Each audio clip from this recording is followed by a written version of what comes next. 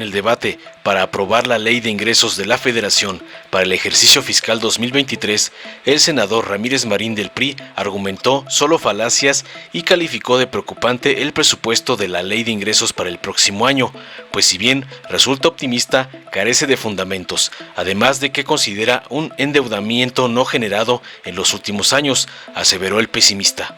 Reiteró la falta de información y sustento sobre las estrategias planteadas por el gobierno federal para cumplir con las metas estipuladas en dicho documento. El legislador hizo hincapié en que el panorama optimista, pero sin fundamentos, presentado considera, por ejemplo, mayor recaudación de impuestos, generación de más barriles de petróleo, reducción de la inflación nacional, pero sin presentar el sustento para lograr esas metas, además de que se prevé la adquisición de una nueva deuda por 1.2 billones de pesos. Ramírez Marín dijo que esta sería una ley de ingresos extraordinaria si lograra dar explicaciones de los planes con los que pretende alcanzar las metas planteadas, en un panorama adverso, donde señalan que el crecimiento esperado será del 3% anual. Sin embargo, las previsiones más optimistas de los expertos en la materia señalan una menor al 1.5%. Señaló que la propuesta está contra todos los pronósticos de que la inflación bajará, que creceremos al 3% y produciremos más petróleo que no se ha logrado en casi 10 años. Dijo que todos nos sentiríamos felices que así sucediera, pero el problema está en las otras pistas donde se pide contratar una enorme deuda porque no se cree en la viabilidad de la ley de ingresos presentada, además de que no se presenta ningún estímulo para empleadores, para micro, pequeñas y medianas empresas. Entonces, ¿cómo vamos a crecer? Eso es lo que debe preocuparnos, finalizó el agorero de la desgracia. Ante las falacias de Marín, Félix Salgado Macedonio, senador de Morena, señaló que los legisladores de oposición se la pasan en una burbuja y están desfasados, porque perdieron el pulso del pueblo. El legislador de Guerrero aseguró que el pueblo piensa que tenemos al mejor presidente de los últimos tiempos en México. Lo dice el pueblo. ¿Por qué el pueblo, en más del 70%, está apoyando a Andrés Manuel? ¿Por qué Andrés Manuel es considerado como el segundo mejor presidente del mundo? Ándele, ¿a poco no lo sabían? Entonces, como no está funcionando su política económica y su política fiscal, por supuesto que está funcionando, agoreros de las tormentas, de las tragedias, los entiendo y los comprendo, y así van a estar hasta el 24, deseando que le vaya mal al país, y cuál va siendo su sorpresa, que le va muy bien. Ustedes dicen una cosa aquí y el pueblo dice otra cosa allá, expresó Macedonio. Si al pueblo le preguntas qué es decir Andrés Manuel, es decir Tren Maya, refinerías, aeropuerto, pensiones, becas. Podemos decir muchas cosas cuando hablamos de Andrés Manuel, agregó el guerrerense, al mencionar que a los expresidentes Peña Nieto, Vicente Fox y Felipe Calderón solo los recuerdan por casos como la Casa Blanca, Oceanografía, la Guardería ABC y la Estela de Luz, por su corrupción. Decir Cedillo es decir Fobaproa, expresó.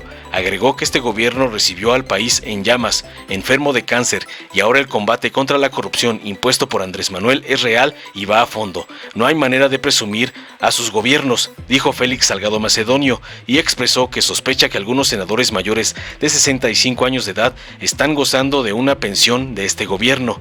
El exalcalde de Acapulco destacó ahorros en el gobierno del presidente AMLO y que no hay condonación de impuestos. Yo me siento muy orgulloso de mi presidente Andrés Manuel López Obrador. Ustedes no, obviamente, ¿o sí? ¿Se sienten orgullosos de Andrés Manuel? No. ¿No son mexicanos? ¿No son mexicanas? ¿No tenemos un buen gobierno? Mejor. Y Andrés Manuel ha hecho el doble de lo que hicieron los cuatro juntos, bribones, corruptos, asesinos. ¿Qué más? Mentirosos y traidores a la patria, agregó contundente. También destacó los estímulos para jóvenes, para campesinos y para adultos mayores con programas como Jóvenes Construyendo el Futuro, Sembrando Vida y las becas Benito Juárez, aseveró finalmente, dejando en la lona al priista yucateco. Veamos a continuación cómo Salgado Macedonio pulveriza al priista Ramírez Marín. Decía Antonio Gala, a propósito de los agoreros y los que traen la mala suerte, decía Antonio Gala, no soy pesimista, soy un optimista, solo que bien informado. Esa es la diferencia. No hay, a lo largo de este debate, una sola explicación para fundar el optimismo. Escuché con muchísima atención ayer al señor subsecretario Llorio. Soy sobre las tres variantes que son y que hacen el marco macroeconómico que sostiene el presupuesto de ingresos, que es como tendríamos que llamar a la ley de ingresos. ¿Cuánto vamos a recaudar? Y él explicó con mucho detalle: crecimiento, vamos a crecer más, y dijo, por la guerra en Ucrania. Bueno, pero la guerra en Ucrania es a favor o en contra de nosotros. No, es en contra, pero como es más en contra de Europa, esto va a hacer que Estados Unidos crezca un poco más, y eso sí nos beneficia a nosotros. Esa fue su explicación ayer.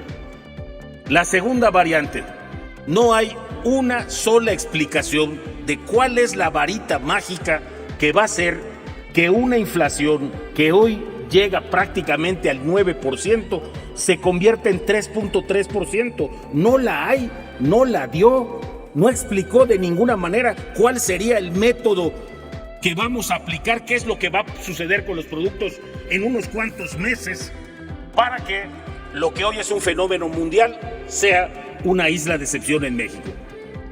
Y tampoco hubo ninguna explicación a por qué una producción petrolera que ha decaído en más de una década, milagrosamente el próximo año va a alcanzar un nivel récord.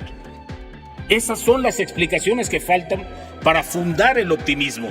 Si las tuviéramos, claro que sería una ley extraordinaria, una ley de ingresos extraordinaria. No lo es, porque no contiene estas explicaciones. Y estamos como aquella canción antigua de Phil Collins: contra todos los pronósticos.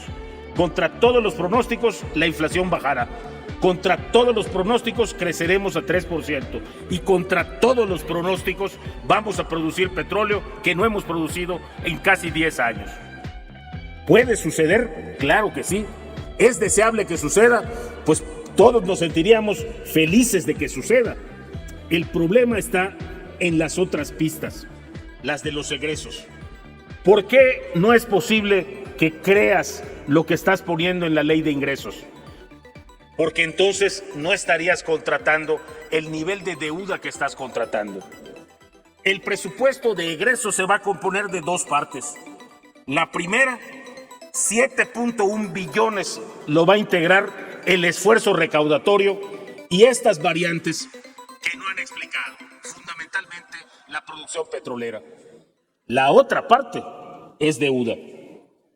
Una deuda que dice no ha crecido, sin embargo, en 2018 el porcentaje de deuda PIB era 44.5%.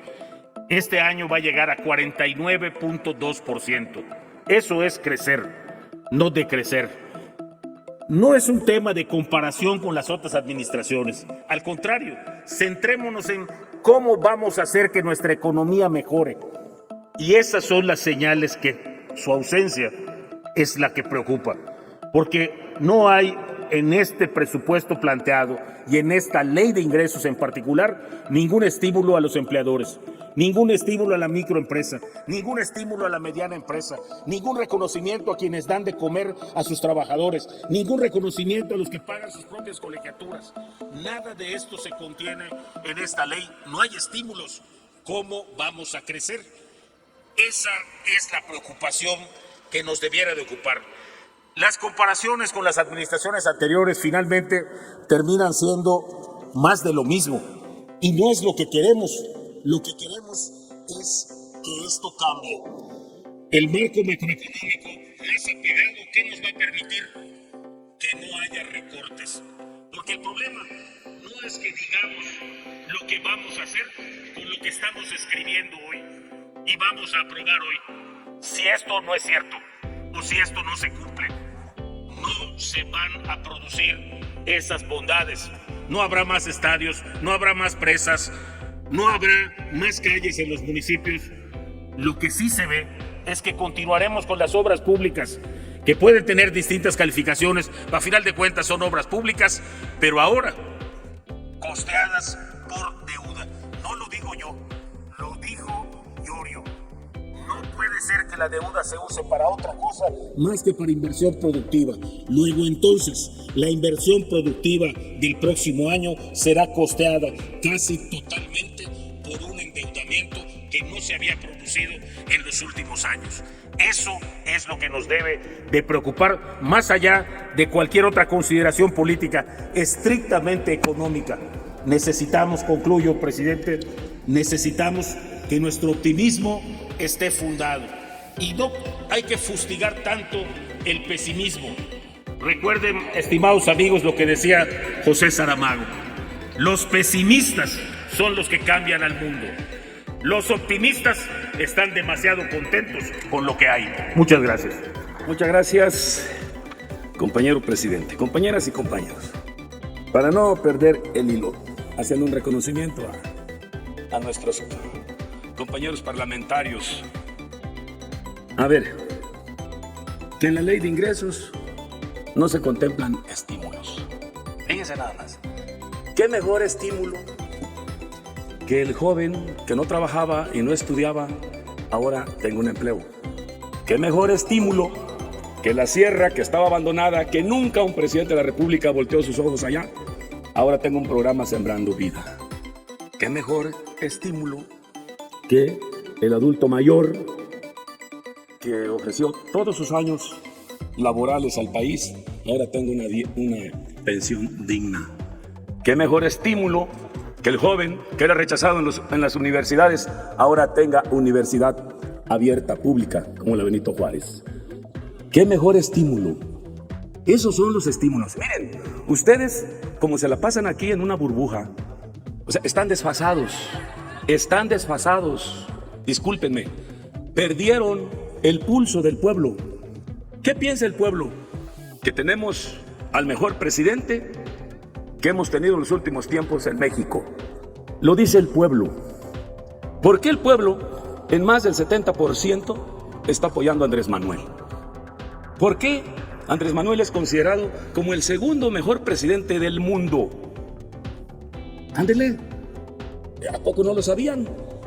Y entonces, ¿cómo no está funcionando su política económica y su política fiscal? Por supuesto que está funcionando. Agoreros de las tormentas, de las tragedias, los entiendo y los comprendo.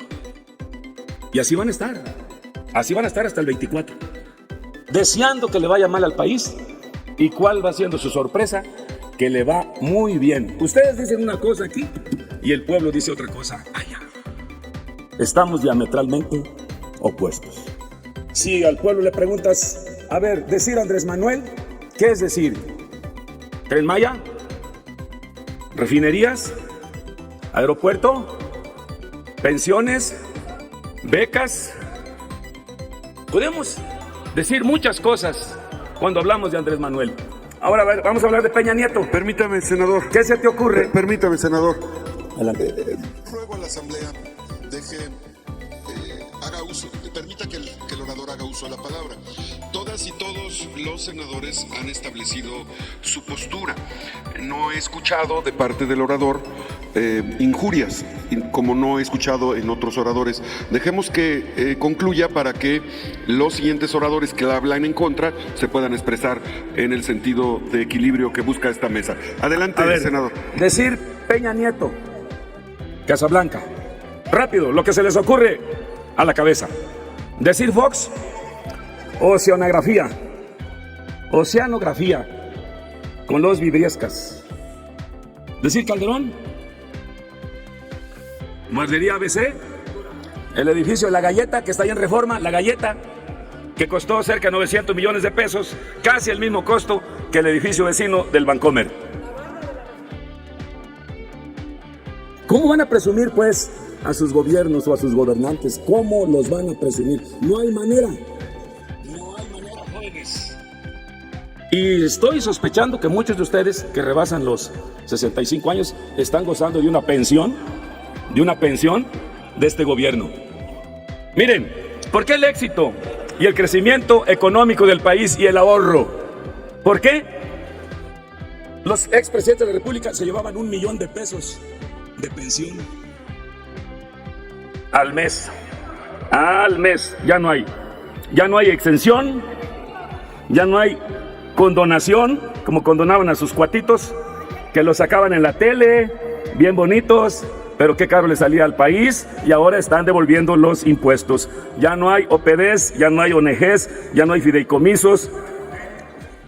Hay orden en aduanas, en puertos, hay ahorro, hay una excelente recaudación y se están pagando las deudas. Y sobre todo ese Fobaproa. Decir Cedillo es decir Fobaproa. La deuda privada convertida en deuda pública. Billón de millones. ¿Y qué dijeron? Nada, pues estaban felices, estaban gozando de esas glorias. Miren, el país lo recibió Andrés Manuel en llamas, en quiebra, enfermo de cáncer. Y ahora el combate contra la corrupción impuesto por Andrés Manuel es real y va a fondo. Y ahora todo es público y transparente, lo que antes no era. Entonces, ¿qué les digo? Yo me siento muy orgulloso de mi gran presidente Andrés Manuel López Obrador. Ustedes no, obviamente. ¿O sí? ¿Se sienten orgullosos de Andrés Manuel? No. ¿No son mexicanos? ¿No son mexicanas? ¿No tenemos un buen gobierno? Mejor. Y Andrés Manuel ha hecho el doble de lo que hicieron los 4 juntos. Bribones, corruptos, asesinos, ¿qué más? Mentirosos y traidores a la patria.